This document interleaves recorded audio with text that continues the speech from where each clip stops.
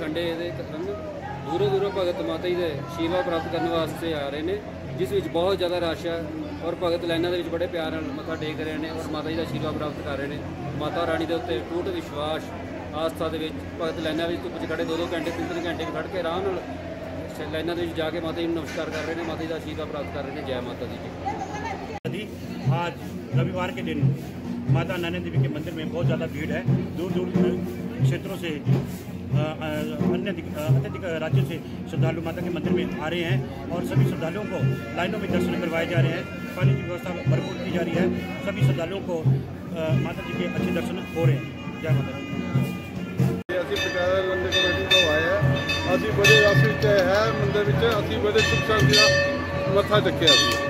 ਬੜਾ ਆਨੰਦ ਆਇਆ ਸਾਨੂੰ ਮੱਥਾ ਟੇਕ ਕੇ। ਜੈ ਮਾਤਾ।